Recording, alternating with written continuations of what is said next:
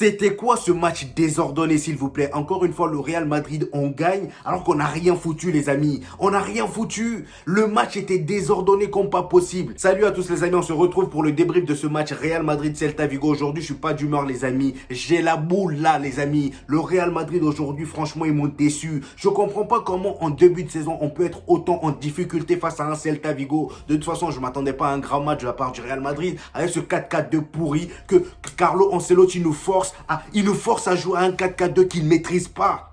C'est quoi ça? Tu ne maîtrises pas un système, tu la joues pas, les amis. Au bout d'un moment, ça suffit. Ça suffit. Carlo Ancelotti, il s'entête à dire en conférence de presse que Jude Bellingham sera l'attaquant de la saison, que Jude Bellingham pourrait être une option pour la saison en numéro 9. Non. Non. Au bout d'un moment, Jude Bellingham, merci à toi de nous sauver, mais là, tu nous induis à l'erreur. Tu induis Carlo Ancelotti à l'erreur. Comment vous expliquez cette action, les amis? Rodrigo a le ballon devant la surface et on a José Lu qui se trouve en hors-jeu. On a José Lu qui se trouve en hors-jeu comme si rien n'était. Le positionnement, c'est comment? Tu connais pas? Déjà que en termes d'effectifs, on est limité. On a un effectif rempli de milieux. J'ai comme l'impression que là, il n'y a que des milieux. Il n'y a que des milieux. Comment tu veux gagner? Tu veux réussir une saison avec que des milieux, les amis. Comment tu veux réussir une saison? Heureusement que Jude Bellingham est là pour nous sauver à chaque fois. Heureusement, le mec, depuis qu'il est arrivé, on l'a acheté pour être milieu et il se transforme en neuf tout seul. 4 buts en 3 matchs. 4 buts en 3 matchs. T'as Brahim Diaz, t'as José Lu. Pourquoi tu continues pas en 4-3-3? J'ai l'impression de répéter ça tout le temps parce que c'est la vérité, les amis. C'est la vérité. Pourquoi on joue pas en 4-3-3? On s'entête avec un 4-4-2. Hein? On va passer toute la saison avec Jude Bellingham en tant que buteur. Là, Vinicius est blessé, on va faire comment? En plus d'être en galère de marquer des buts, on a Rodrigo qui te rate un penalty. Ça a même mis Carlo Ancelotti dans une colère noire. Le mec, il était énervé. Je ne l'ai jamais vu énervé comme ça. Mais au bout d'un moment, s'il a raison, comment Rodrigo il a pu tirer comme ça à mi-hauteur? Tu peux pas tirer un penalty comme ça. Ça se fait pas. Même moi qui suis pas joueur professionnel, j'aurais jamais tiré le penalty comme ça. Il y a Modric, je sais pas moi, il y a des gens qui tirent mieux, non? Comment une équipe comme le Real Madrid, on se retrouve comme ça avec des joueurs qui te ratent des pénaltys à bout de champ? C'est dans ces matchs comme ça là on gagne la Liga, les amis. C'est dans ces matchs comme ça là on gagne le championnat. C'est pas les matchs contre le Barça, l'Atlético de Madrid. C'est dans des petits matchs comme ça. Alors moi j'ai envie de parler à Pintus. Viens là Pintus, parce que j'ai appris que tu étais le préparateur physique du Real Madrid. C'est grâce à toi que les joueurs ont été vraiment en forme pendant toutes ces années. Ta méthode elle est vraiment incroyable, magique, comme vous voulez, d'accord. Mais qu'est-ce qui se passe depuis un moment, Pintus? Qu'est-ce qui se passe depuis un moment? On te paye pas bien? On te paye pas bien?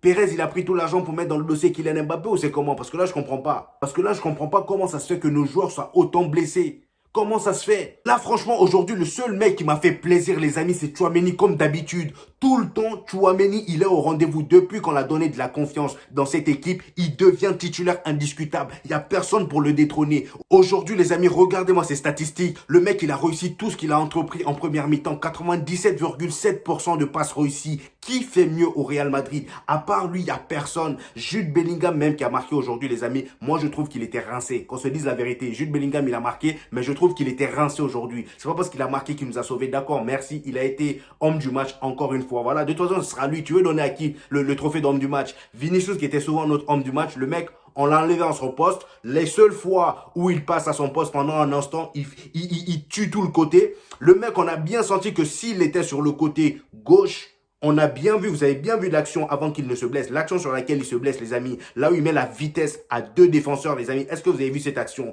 Ça montre à quel point le 4-4-2 est le système qui met Vinicius en valeur. On a bien vu que quand il est sur le côté, il est dangereux et inarrêtable. Un petit pont à distance, un petit pont télécommandé, qui fait mieux?